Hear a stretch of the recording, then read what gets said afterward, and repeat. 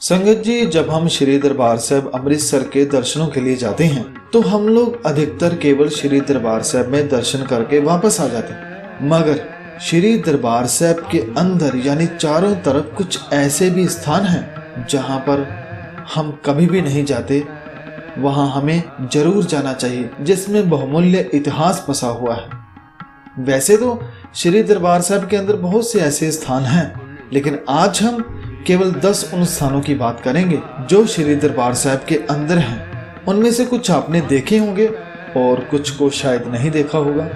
तो आइए मिलकर उनके बारे में थोड़ा सा हम जानते हैं, ताकि अगली बार जब आप जाएं तो उन स्थानों के भी दर्शन कर सकें। पहला है मंजी साहिब दीवान हाल। संगत जी, हरमंदिर साहब जिसे हम श्री दरबार साहब कहते हैं, इसके चारों तरफ अंदर आने के लिए दरवाजे बने हुए हैं। लेकिन जब हम लंगर हाल की तरफ से बने हुए रास्ते से अंदर आते हैं तो लंगर हाल के बिल्कुल सामने एक छोटा सा बाग है और बीच में से गली जाती है। दोनों तरफ बाग है जिसे गुरु का बाग कहते हैं, और उसके आगे ही दीवान हाल है। उसके ऊपर लिखा हुआ है मंजी साहिब दीवान हाल। ये वह स्थान है जहां पर रोज कथा होती है जिसे आप टीवी पर देखते हैं, मगर इसका जो इतिहास है वो श्री गुरु अर्जन साहिब जी से जुड़ा हुआ है। जब यहाँ श्री दरबार साहिब का निर्माण हो रहा था तो सुबह शाम इसी स्थान पर गुरु अर्जुन साहिब जी खुद गुरबानी का पाठ भी करते थे, कीर्तन भी करते थे और कथा भी करते थे। ये स्थान आज भी कायम है। ये स्थान संगत जी बहुत ही पूजनीय है और इस स्थान को कहते हैं मंजी साहिब दीवान हाल। उसके बाद यहाँ से जब लंगर हाल से जब हम श्री दरबार साहिब की तरफ सीढ़ियों से उतरकर नीचे आते हैं तो दाईं ओर एक बेरी का पेड़ नजर आता है जिसे हम दुख भंजनी बेरी भी कहते हैं, और उसके साथ ही हमारे बिल्कुल सामने एक थड़ा साहिब बना हुआ है जिसे लोग नमस्कार करते हैं। ये स्थान भी बहुत पवित्र है। ये स्थान उस वक्त की याद को ताजा करता है जब अमृतसर नगर बसाने का काम श्री गुरु रामदास जी ने शुरू किया था, और जब श्री दरबार साहिब का सरोवर का काम आरंभ किया तो गुरु रामदास जी ने इसे यहाँ से ही शुरू किया था, और इसी स्थान पर बैठकर वह पूरे कार्य को देखते थे। आज भी यहाँ पर एक बोर्ड लगा हुआ है जिस पर पूरा इतिहास लिखा है। तो संगत जी, ये स्थान है गुरु रामदास जी का। इसे थड़ा साहिब भी कहते हैं और इसे 68 तीर्थ भी कहते हैं। इसके बाद जब थड़ा साहिब से बाईं ओर परिक्रमा करते हुए आगे बढ़ेंगे तो आपको वहां ये जगह दिखाई देगी। ये वह स्थान है जहां पर बाबा दीप सिंह जी ने अपना सिर गुरु साहब के कदमों में रखा था। ये बात 1757 की है जब तैमूर शाह और जहान खान ने मिलकर श्री दरबार साहिब जी के सरोवर को मिट्टी से बंद कर दिया था।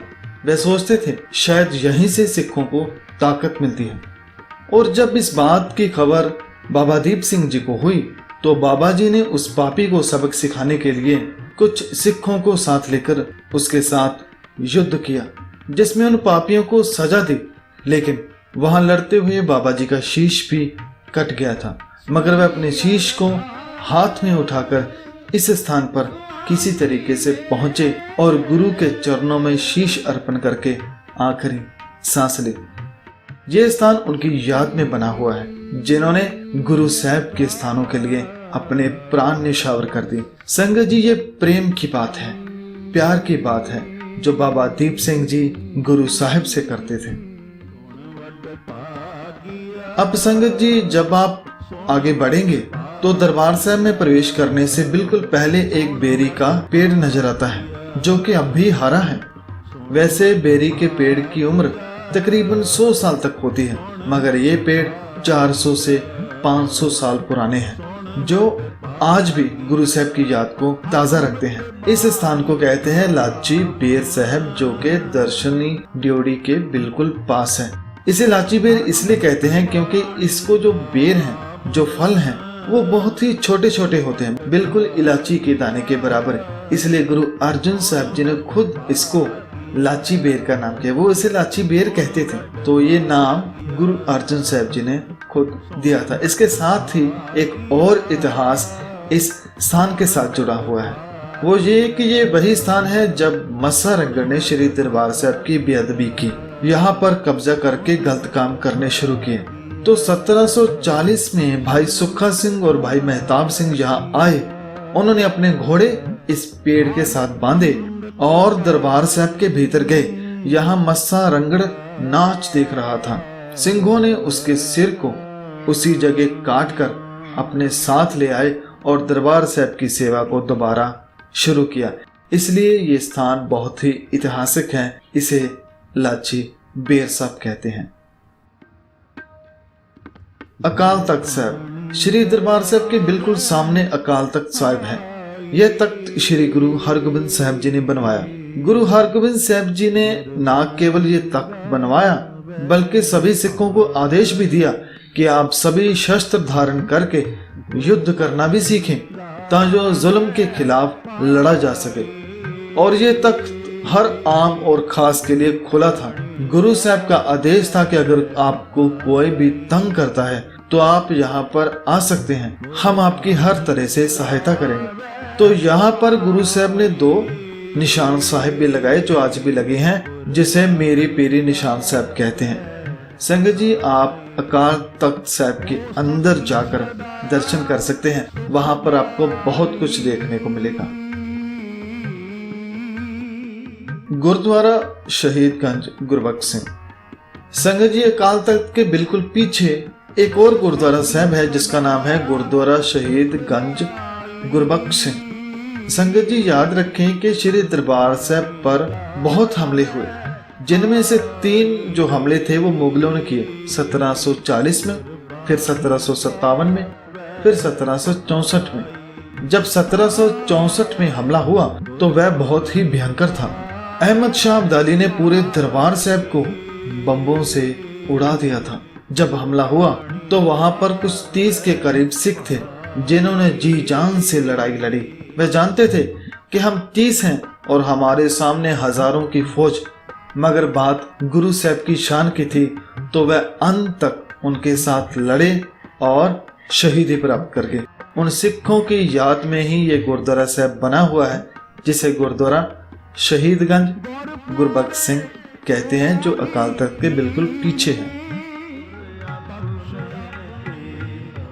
गुरुद्वारा थड़ा साहब। संगत जी, अकाल तख्त के पास ही 2 और स्थान हैं जिसके दर्शन जरूर करने चाहिए। जैसे कि पहला है गुरुद्वारा थड़ा साहब। यह वह स्थान है जब श्री गुरु तेग बहादुर जी श्री दरबार साहब जी के दर्शन करने के लिए आए थे, लेकिन उस वक्त यहाँ पर धेर मल्लियों का कब्जा था। तो जब उन्होंने गुरु साहब के पहुंचने की खबर सुनी तो वह खुश होने की बजाय सभी दरवाजों को ताले लगाकर चुप कर बैठ गए और गुरु साहब को अंदर जाने की अनुमति ना दी।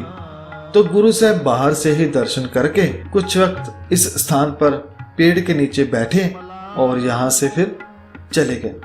जहाँ पर श्री गुरु तेग बहादुर जी बैठे उसी स्थान पर बना है गुरुद्वारा थड़ा साहब, जो कि अकाल तख्त के दाईं ओर है। इस स्थान के दर्शन भी हमें करने चाहिए जहाँ पर गुरु साहब जी विराजे थे। इसके साथ ही एक और नया गुरुद्वारा साहब बना है। यह गुरुद्वारा साहब भी जो अकाल तख्त साहब जी के निशान साहब हैं उनके बिल्कुल ही पास है। ये गुरुद्वारा साहब उन शहीदों की याद में बना है जिन्होंने 1984 में दिल्ली की फौज के साथ लड़ते हुए शहीदी प्राप्त की।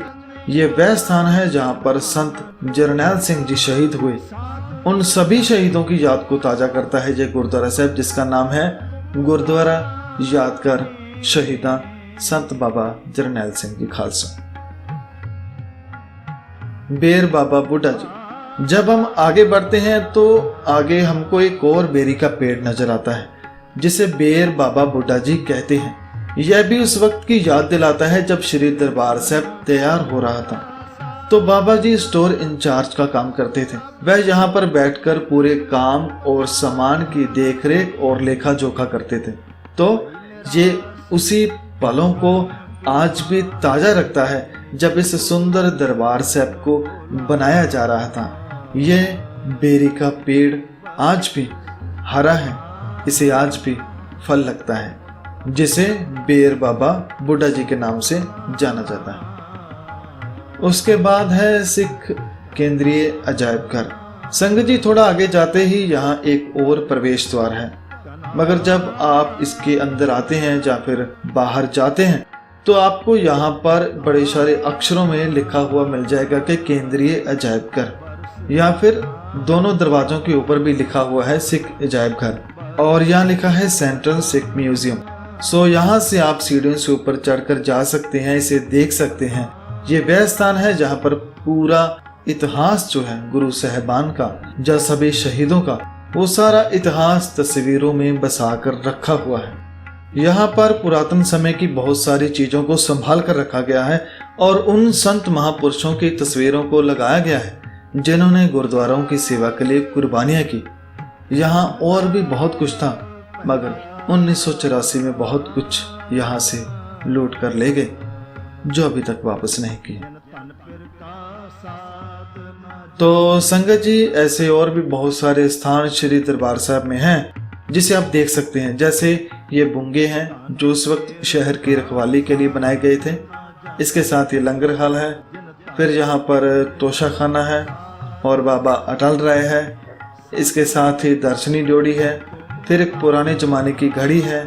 दरबार साहब की छत के ऊपर बहुत ही सुंदर गुरुद्वारा साहब है, और ऐसे और भी बहुत सारे स्थान यहाँ पर मौजूद हैं और इसके आसपास भी हैं, जिसे हमें जरूर देखकर इसके इतिहास के बारे में जानना चाहिए, ताकि हम सच के साथ जुड़े रहें, हम अपने गुरु पातशाह जी के साथ जुड़े रहें। तो आज की वीडियो के लिए इतना ही। वीडियो बनाते हुए तमाम गलतियों की मैं क्षमा चाहता हूँ। वाहिगुरु जी का खालसा, वाहिगुरु जी की फतेह।